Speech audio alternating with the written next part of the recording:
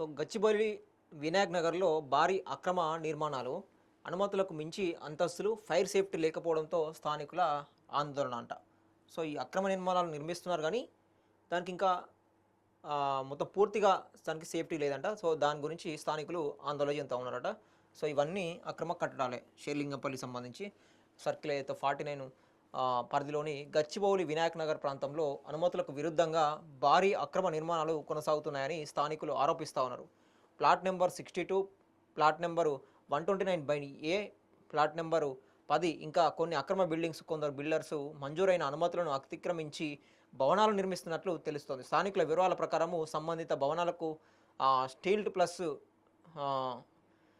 C+2 అంతస్తుల వరకు మాత్రమే అనుమతులు తీసుకున్నప్పటికీ అదనంగా 5-6 అంతస్తులు నిర్మిస్తూ పనులు వేగంగా కొనసాగిస్తున్నారు. అంతేకాకుండా ఎలాంటి సెట్ బ్యాక్లు పాటించకుండా నిర్మాణాలు చేపడుతున్నారని వారు చెబుతున్నారు. భవనాల్లో కనీస ఫైర్ సేఫ్టీ నిబంధనలు కూడా పాటించకపోవడం స్థానికుల్లో ఆందోళన కలిగిస్తుంది. భవనాల మధ్య సరైన గ్యాప్, ట్రాఫిక్ లేకపోవడంతో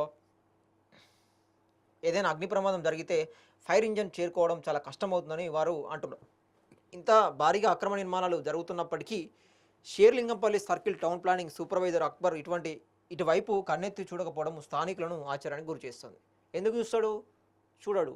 ఎందుకు చూడాలంటే ఆయనకి రావాల్సిన బాట, ఆయనకు రావాల్సిన డబ్బులు ఆయనకు ముట్టున్నాయి కాబట్టి ఇటువైపు చూడడు. అది ఎప్పుడైతే దీనికి సంబంధించిన మళ్ళీ కంప్లీట్ అయిపోయిన తర్వాత కూడా దీనికి రావాల్సిన ట్యాక్స్ కూడా ఆయన చేతులకే వెళ్ళిపోతుంది. ట్యాక్స్ ఆఫీసర్ ఇంకోరు ఎవరైతే ఉంటారో ఆ ట్యాక్స్ ఆఫీసర్ చేతులకే వెళ్ళిపోతుంది. ట్యాక్స్ కూడా ఎగ్గొడతారు. ఇప్పుడే ఎగ్గొట్టినప్పుడు ట్యాక్స్ కూడా ఎగ్గొడతారు. సో అట్లా ప్రతి ఏరియా జిహెచ్ఎంసీ కానీ ఇంకా అయితే సిటీ డెవలప్ అవుతున్నాయో వరంగల్, కరీంనగర్ ఇట్లాంటి పెద్ద పెద్ద సిటీలలో కూడా ఇట్లాంటివి జరుగుతూనే ఉంటాయి. అక్కడ ఉన్న అధికారులు ఈ కాంట్రాక్టులతో కుమ్మక్కయ్యి వాళ్ళతో డబ్బులు తీసుకోవడం అన్నమాట. అంటే అక్రమ సంపాదనకు తెరలేపడం అన్నట్టు ఇక చెప్పడం అంటే ఈజీగా.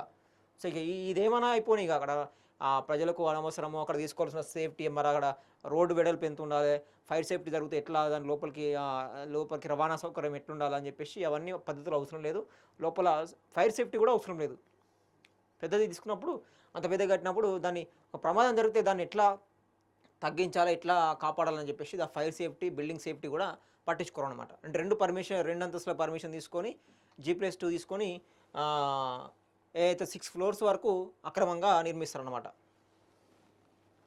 ఇక వెంట ఈ నిర్మాణాలు బహిరంగంగానే కొనసాగుతున్నప్పటికీ అధికారులు స్పందించకపోవడం పలు అనుమానాలకు తావిస్తున్నదని వారు విమర్శిస్తున్నారు. ఈ నేపథ్యంలో సంబంధిత ఉన్నతాధికారులు వెంటనే స్పందించి గచ్చిబౌలి వినాయక్ నగర్ ప్రాంతంలోని నిర్మాణాలను పరిశీలించి నిబంధనలు ఉల్లంఘించిన భవనాలపై కఠిన చర్యలు తీసుకోవాలని స్థానికులు కోరుతా ఉన్నారు. చూశారు కదా, ఇది 2 ఫ్లోర్లు పర్మిషన్ తీసుకొని 6 ఫ్లోర్సు ఇట్లా ఒక అవసరమైతే ఇక్కడే పక్కన ల్యాండ్ ఉన్నా కూడా ఆ ల్యాండ్ ఈ ల్యాండ్ కలిపి ఒకటే పర్మిషన్ అని చెప్పేసి ఒకటే తీసుకొని పక్కన కూడా బిల్డింగ్ కడతారన్నమాట. సో అట్లా ప్రతి చోట ఈ అక్రమ నిర్మాణాలు కూడా పెద్ద ఎత్తున కూడా జరుగుతూ ఉంటుంది. వీటి ద్వారా పెద్ద ఎత్తున కూడా రావాల్సిన ఆదాయం రాదు. ఇది పర్మిషన్ తీసుకుంటే ఆడ మున్సిపాలిటీకి ఏదైతే ఉందో కార్పొరేషన్ కావాల్సిన డబ్బులు కూడా రావు. కట్టిన తర్వాత కూడా ట్యాక్స్ కూడా ఎగ్గొడతారు. ఇప్పుడే ఎగ్గొట్టినప్పుడు ట్యాక్స్ కూడా ఎగ్గొడతారు కాబట్టి 2 విధాలుగా నష్టమే. సో అట్లా ఇమీడియట్గా యాక్షన్ తీసుకుంటే అక్కడ ఉన్న స్థానిక ప్రజలకు కానీ రేపు ఫ్యూచర్లో ప్రజల భద్రత దృష్టిలో పెట్టుకొని దీని మీద యాక్షన్ తీసుకుంటే కానీ ఆగిపోదు. లేదంటే మళ్ళీ ఇట్లనే కంప్లీట్ చేసిన తర్వాత ప్రమాదం జరిగినప్పుడు ప్రజలు ఇబ్బంది పడాల్సి వస్తుంది.